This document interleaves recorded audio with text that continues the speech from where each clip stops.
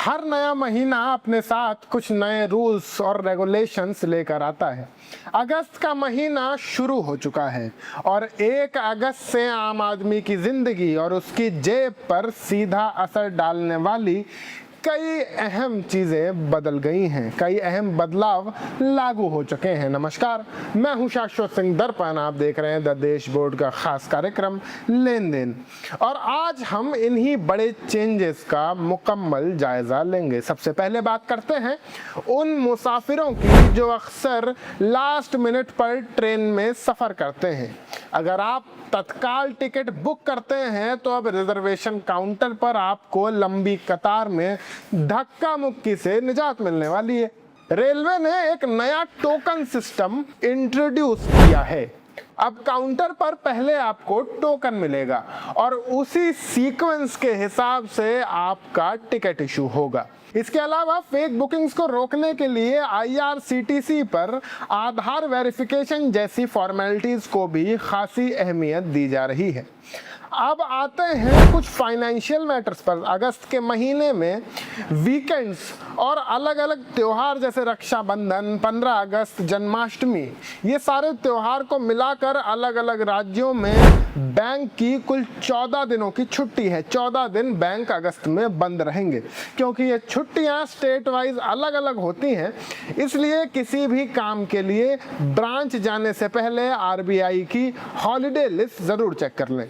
वहीं अगर आप अपने इनकम टैक्स रिटर्न यानी ITR 31 जुलाई की डेडलाइन तक फाइल नहीं की है तो अब आपको लेट फी देनी पड़ेगी। इनकम टैक्स के सेक्शन 234S के तहत ये पेनल्टी 5,000 रुपए तक जा सकती है। हालांकि अगर आपकी सालाना आमदनी 5 लाख से कम है तो ये फाइन थोड़ा कम होगा।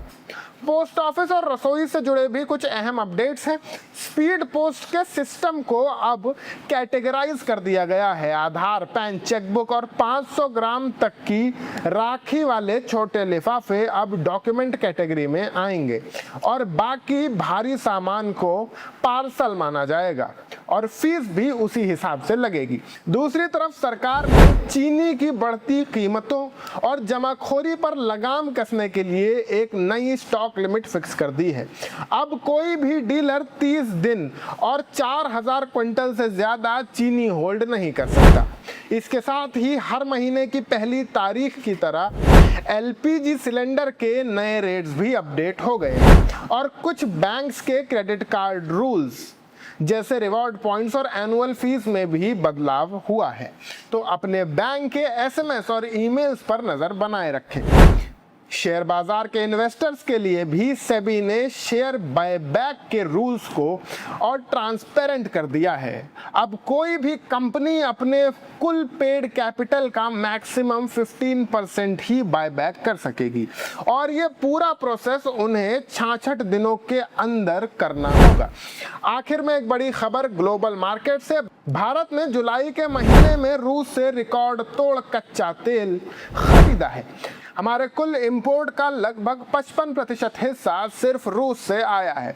वेस्ट एशिया में चल रहे तनाव को देखते हुए इंडियन रिफाइनरीज के लिए अब डिस्काउंट से ज्यादा रेगुलर सप्लाई मायने रखती है और रूस इस वक्त एक भरोसेमंद पार्टनर साबित हो रहा है। तो ये थी 1 अगस्त से जुड़ी सबसे अहम जानकारियां। ऐसी ही जरूरी और सटीक खबरों के लिए द देश बोर्ड को सब्सक्राइब करना ना भूलें। मैं शाश्वत सिंह दर्पण, आप देख रहे थे लेन देन, हमारा खास कार्यक्रम। आप सबका बहुत बहुत शुक्रिया। जय हिंद, जय भारत।